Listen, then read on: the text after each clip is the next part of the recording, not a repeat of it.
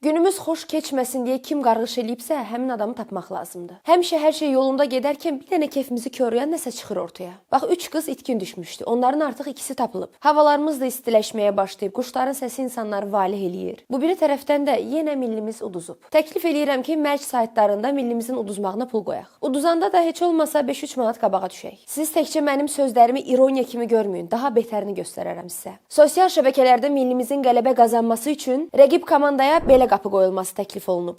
Məğlubiyyət normaldır, hamı uduza bilər. Məsələn, dünən Braziliyada uduzub. Sadəcə onlar Argentinaya uduzublar, bizsə Belarusiyaya. Baş məşqçimiz Fernandoya milyonlar veririk, uduzur. Vallahi pulun 1/4-ni verin, bizim fıdını məşqçi qoyaq. Məsələ Belarusiyaya uduzmaqdırsa, özümüz uduzaq da. Bunun üçün əcnəbi məşqçiyə niyə əziyyət verirsiniz? Yaşlı başlı adamdır. Hələ müsahibəsində deyir ki, karyeram boyu bu qədər uduzmamışdım. Bir ölkənin milli komandasının uğur qazanması üçün hər dəfə yeni xarici məşqçiyə ehtiyac yoxdur. Milyonları ona yox, uşaq futboluna tökmək lazımdır. İndi əlimizdə olan heyət budur, oyunçular budur. Guardiolanı da gətirsən, oyunçularımızın potensialı bu qədərdir. İndi futbol oynayan 9-14 yaş arası uşaqları yaxşı yetişdirmək lazımdır. Onlar 10 il sonra bizi təmsil edəcək adamlardır. Bir milli komandanın düzəlməsi, ərsəyə gəlməsi 10 il əvvəldən başlayır. Düşünün, indi həmən 10 il əvvəldəyik. 2034 dünya çempionatında oynamaq istəyiriksə, indidən başlamaq lazımdır. Görün vəziyyət nə yerə çatıb ki, bir xanım olaraq futbolu araşdırıb sizə bilgilər verirəm. İndi isə qayıdaq öz mübarək gündəmimizə. Maşınını düzgün park etmədiyinə görə sakinlər tərəfindən cəzalanan növbəti sürücü.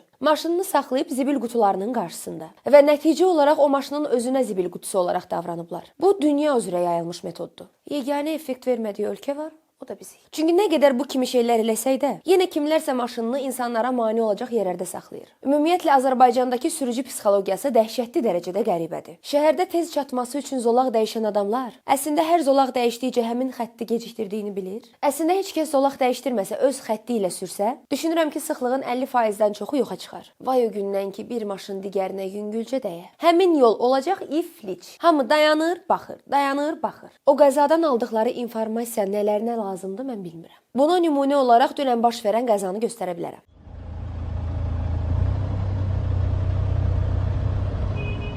Hə, bu sedan maşını necə aşırda bilmişik, o tamam ayrı mövzudur. İkinci məsələ o maşının yanında dayanıb baxanlardır. Ay qardaşım, nəyə baxırsınız, nə gözləyirsiniz? Orada sizə lazım ola biləcək nə məlumat var? Həqiqətən bəzi insanların hərəkətlərinə heç cür məntiq donu geyindirə bilmirəm. Təsəvvür eləyin, metropoliten rəsmi görüntü yayıb ki, eskalatorda olan bu stop düyməsini basmayın. Statistikaya görə təkcə 2025-ci ildə 534 dəfə sərnişinlər stopa basaraq eskalatoru saxlayıb. Bunun 336-sı ehtiyac olmadığı haldadır. Görüntülərdən də göründüyü kimi zarafat adı ilə belə mənasız hərəkətlər eləyirlər. Onların 1 megabaytlıq ramı olan ağıllarına çatmır ki, o eskalatordan yaşlı insanlar istifadə eləyir. Pilləkəndən çıxmağa çətinlik çəkən müəyyən qrup insanlar istifadə eləyir. Və eskalatorun pilləkənləri hündür olduğu üçün adi qaydada addım-addım çıxanda çətin olur. İndi sizə sual verirəm. Bu mənasız adrenalini yaşamaq sizin nəyinizə lazımdır? Nə formada qəribə hadisə istəsəniz bizdə rast gəlmək olur. Siz heç bir adamın 2 qəbri olduğunu görmüşdünüz. Mən susuram. Görüntülər danışsın.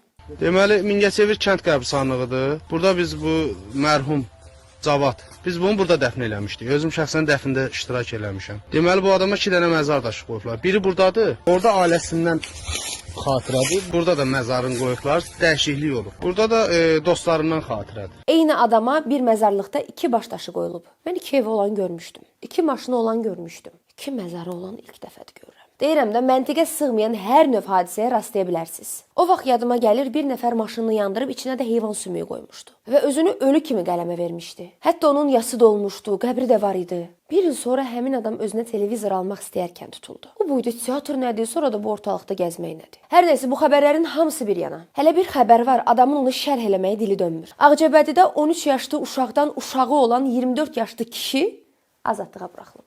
Mənim sözüm yoxdur. O yaşda qız uşağına meyil salmaq pedofillik adlanır. Və bu adam xəstə olduğu halda niyə yenidən cəmiyyətə qaytarılır? Hələ utanmadan ailə deyib ki, qızın 18 yaşı olsun, nigaha girəcəklər. Bu 13 yaşlı qız uşaq dünyaya gətirib. Nigah kağızına nə vaxt imza atacağının nə önəmi var? 13 yaşında qız özü körpədir. O dünyaya necə körpə gətirib? Və buna orada nə qədər adam göz yumub? Bu kimi şeylər bizim qırmızı xəttimiz olmalıdır. Sabah bu cəmiyyətdə bizim övladlarımız böyüyəcək və heç kəs azyaşlı qızının buna məruz qalmağını istəməz. Mən pafoslu cümlələr quraraq bəzəmək istəmirəm. Əziz oğlan anaları, ataları, övladınıza uşaq vaxtından diqqət eləyin. Onun hərəkətlərində qəribəlik varsa vaxtında həkimə aparın. Sizin nəzarətsiz böyütdüyünüz zehni xəstə olan insanların əziyyətini biz çəkməməliyik. Sağlıqla qalın.